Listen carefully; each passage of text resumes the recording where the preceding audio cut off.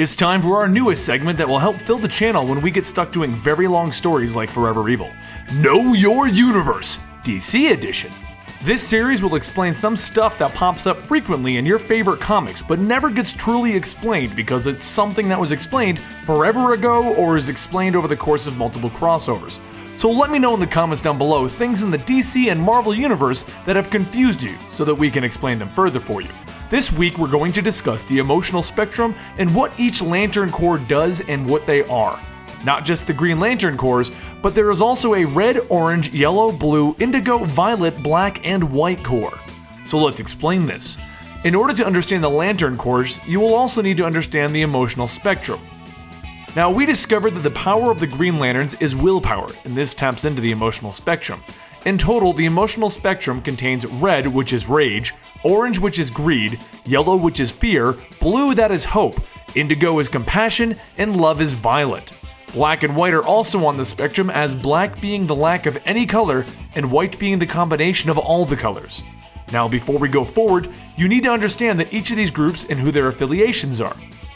The Green Lanterns are obviously the most famous. I won't go much into their history as they have a long history of origins and storylines to explain how they got to where they are now. But the Green Lantern ring gives the user the ability to fly, have a protective aura, and communicate with other Green Lanterns. And most importantly, it allows them to create Hardlight Constructs. Now, you need to know what those are because almost every other Corps can also do that. A Hardlight Construct is basically something that the user dreams up and it becomes a reality. This means that it relies on the creativity of the user, meaning somebody like Kyle Rayner can go ahead and create artistic things and like painting kind of stuff, while someone like John Stewart just creates military-oriented objects and weapons. Now, one of my favorite corps, the Red Lantern Corps, is a group of berserkers run by Atrocitus. The power of the Red Lantern lies in their blood, and upon receiving a ring, their blood is replaced with a corrosive, rage-energized blood. This blood can eat through anything, penetrate other ring users' force fields, and even corrupt other rings. A Red Lantern also has the ability to spew this blood as a weapon, so basically a napalm. This napalm blood replaces their old blood and heart, so removing a red ring without using some very specific means will kill the host.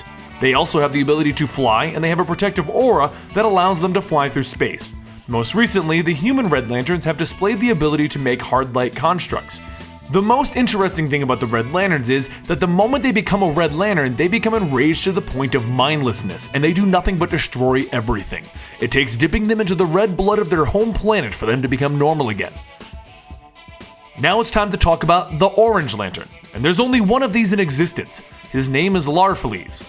Due to the very nature of the light being greedy, it is typically only one user as we've seen in history. It can do all the normal things that the two previous ones I mentioned can do, such as flight, protective auras, and make Hardlight Constructs, but it has one unique ability. It can also steal the identities of anyone who crosses paths with it. Once it takes the identity, then Larfleeze can send the person out of the ring as an Orange Light Construct. He can even maintain an entire Corps' worth of individuals spawned from his ring, and basically control his own entire Orange Light army. He can then absorb the constructs of other Corps and use those constructs against them. The most interesting note about this ring is that it is a parasitic ring though. It doesn't choose its user based on a strong affiliation with the emotion. It forces the user to become the embodiment of its emotion. When Larfleeze has been separated from his ring, we can see by his reaction that he honestly wants nothing more to do with that thing, but then it takes him back over.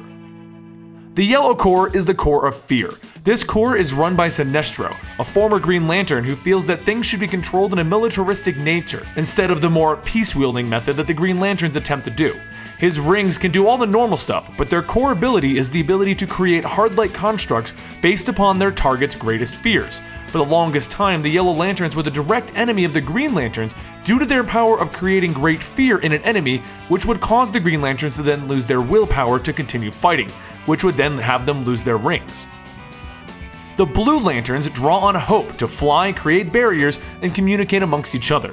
Their rings can also create constructs, but only in the presence of a Green Lantern. When a Green Lantern is nearby, they will supercharge a Green Lantern's ring and gain the full power of their own rings. A Blue Lantern ring can also cure a Red Lantern of the napalm blood, allowing the ring to be removed, and they can absorb the light off of a Yellow Lantern, making them one of the few weaknesses of the Yellow Corps. The Violet Light is the light of the Star Sapphires, the light of love. and they have the usual flight and aura and hardlight constructs, but they also have the ability to imprison individuals until they can feel the power of love and the infectious nature of the violet light, and thus emerge as a star sapphire. They can also detect when love is in jeopardy and link the two troubled hearts together with a love tether. Their constructs do also have an interesting property though. They can't be absorbed by an orange lantern, and they also leave a disorienting dust when destroyed. They also have the ability to teleport to their greatest love or someone else's greatest love. The problem with the violet ring though is that since it's at the extreme end of the spectrum, it may actually take over its user just like the red lantern rings will. This will sometimes create an insane star sapphire whose sole purpose is to avenge hurt lovers or their own lover who has shunned them. The Indigo Light is the last of the normal lanterns. This is the light of compassion and is another parasitic ring. Originally created by Abin Sur as a way for the true evil criminals to atone for their actions, a member of the Indigo tribe is filled to the brim with compassion and no other emotion. Due to their lack of other emotions, they're able to channel the other emotions through their ring, gaining the power of almost every other ring. They also have the ability to teleport at will, and all normal things such as flight, a protective aura, and communication. Interestingly though, is if someone is in need of compassion but are unwilling to don the ring, it will brainwash them into being a member of the Indigo tribe. And if someone is willing to wield the ring due to their overwhelming compassion, such as Ray Palmer, they do not seem to be affected by the mind-altering properties of this ring. And this brings us to two fan favorites, the black and the white light. The Black Lanterns are an army of zombies who have been revived by black rings. Even if someone has died and come back to life, they are susceptible to the black ring. The ring will allow the wielder to regenerate all injuries, and the ring will become rooted to its wielder, making it impossible to remove by force. A black ring has no charge at first, but with every person that they kill and remove the heart of, they gain a bit of power for the entire core. They also have the basic abilities of flight and black light constructs. Black rings also actively seek out people who are strong with emotions and at the foot of death's door or are already dead. But if someone is void of emotion, they are invisible to the black ring. The white light is the light of life. It has the ability to revive the dead and use every other core's abilities, and I mean every core. Most of its powers and abilities are still unknown and being explored by the current only White Lantern, Kyle Rayner. But it does appear to be the most powerful of all the rings, as it can use everything and go beyond them. And that is all the cores of the Green Lantern lore and their exact powers and abilities. This Know Your Universe is actually a two-parter though, as we will next discuss where these lights and powers came from originally. Each light is controlled by a true entity, the embodiment of the emotion that they display, and there was originally a first lantern who started all of this. So now let's move on to your recommended reading so you can get caught up on the lanterns. Now, to truly understand the beginning of some of these lanterns, you would need to read Green Lantern, The Rage of the Red Lanterns, Green Lantern, Agent Orange, and you will also need to read the Green Lantern Corps, Sins of the Star Sapphire. That will get you caught up on those three cores. To truly understand almost with the abilities of every other core, you would really need to read the Green Lantern Blackest Night run and the initial 6 issues of the Green Lantern New 52 run to understand the Indigo Lanterns.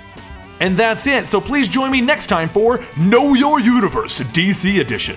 I'm Infected Crow for Comicstorian, and I'll see you next time. And let me know in the comments down below anything that has confused you about the DC and Marvel universes so we can explain it for you.